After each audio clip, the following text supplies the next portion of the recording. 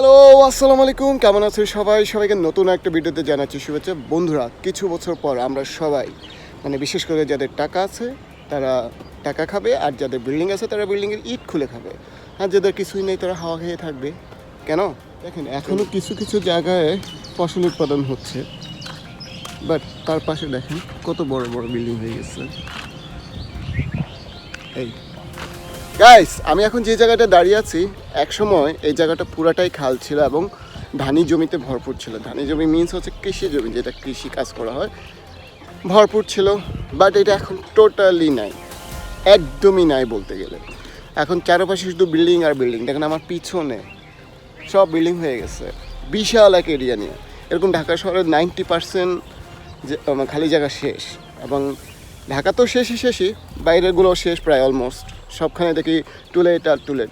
তো that's why এই জন্য এই কথাটা বললাম যে অদূর ভবিষ্যতে আমরা যে কৃষিকাজ করে খাবো বা কৃষি যে জমিগুলো, সেগুলো টোটালি থাকবে না, শুধু বিল্ডিং থাকবে। আর যারা বিল্ডিংগুলো তৈরি করতেছে তারা তো টাকা কামাই করতেছে, আর যারা টাকা বিনিময়ে কিনতেছে তারা তো বিল্ডিংয়ে থাকবে, তাই না?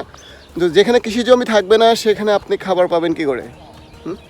আমরা অত তো উন্নত হই নাই। সো দ্যাটস ওয়াই এই জন্য বলেছি যে একসময় আমরা যাদের টাকা আছে তারা শুধু টাকা চিবাই খাবে, যাদের হচ্ছে আপনার যারা ফ্ল্যাটগুলো কিনতেছে বা বিল্ডিংগুলো কিনতেছে তারা ইট খুলে খুলে খাবে, আর যাদের নাই তারা এই যে আমার মতো হা করে বাতাস খাবে। আর কিছুই করার নেই। গাইস, ঘুরতে ঘুরতে অনেক ভিতরে চলে আসছি, আর এই জায়গায় কোনো বিল্ডিং নেই, কিছুই নেই। আর এই জায়গাটা আমি নতুন আসছি, এই জায়গাটা তেমন হয়নি, বাট মাটি ফেলে এখন ভরপুর করে ফেলছে। সো আর বেশি ভিতরে যাব না, এবার বাইরে যাই দেখি কিছু পাওয়া যায় কিনা। গাইস, বলেছিলাম যে আমরা ভবিষ্যতে ইট খাবো, টাকা খাবো, বাতাস খাবো। কারণটা হচ্ছে এই যে কৃষি জমিগুলো, এগুলো হচ্ছে যে যেই খালি জায়গাগুলো আছে সেই খালি জায়গায় এখানকার মানুষরা লাগায়। আর অদূর ভবিষ্যতে যখন এগুলো বিল্ডিং হয়ে যাবে তখন আর এই চাষ আর হবে না। গাইস, ইট খাওয়ার চেষ্টা করতেছি, অদূর ভবিষ্যতে তো এই ইটে খেতে হবে নাকি? বাতাস, তারপরে খেতে হবে কি টাকা। আর আমরা ব্লগাররা কী খাবো জানেন? মোবাইল। কারণ হচ্ছে যে দেশে কৃষি জমি থাকবে না, যে দেশে খালবিল থাকবে না, সে দেশে খাবার থাকবে কী করে আমাকে বলেন? কৃষি জমি না থাকলে ফসল পাবেন কোত্থেকে? খালবিল না থাকলে মাছ পাবেন কোত্থেকে? আর কৃষি জমি না থাকলে গবাদি পশু পাবেন কোত্থেকে? সো এগুলো অদূর ভবিষ্যতে খেতে হবে। এখন থেকে খাওয়ার ট্রাই করেন, আর বাসায় টাকা থাকলে সেটাও খাওয়ার চেষ্টা করেন। কারণ এখন থেকে না খেলে অদূর ভবিষ্যতে খেতে কষ্ট হবে, এখন থেকে খাওয়ার চেষ্টা করবেন। আমার কথাগুলো খারাপ লাগতে পারে, বাট অদূর ভবিষ্যতে এটাই হবে।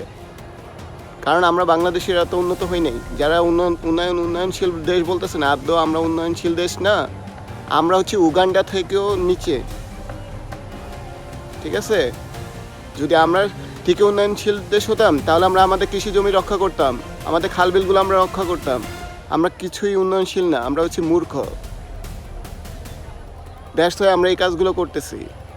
এই যে আমি এই প্রজেক্টে আসছি, এই প্রজেক্টটা পুরো ধানি জমি ছিল, খালবিলে ভরা ছিল, বাট এখন বিল্ডিংয়ে ভরপুর।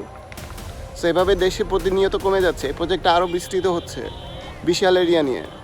সো এগুলো যদি না থাকে তো অদূর ভবিষ্যতে ইট খাবেন, মোবাইল খাবেন, আর টাকা খাবেন, আর বাতাস খাবেন, এই আর কিছুই না। সো আমার কথা যদি আপনাদের খারাপ লাগবে, একটু ঠান্ডা মাথায় বিবেচনা করে দেখবেন যে আমি সত্য কথা বলছি না মিথ্যা কথা বলছি। ওকে, আর কথা বেশি বাড়াবো না। সবাই ভালো থাকবেন, সুস্থ থাকবেন। আল্লাহ হাফেজ, আসসালামু আলাইকুম।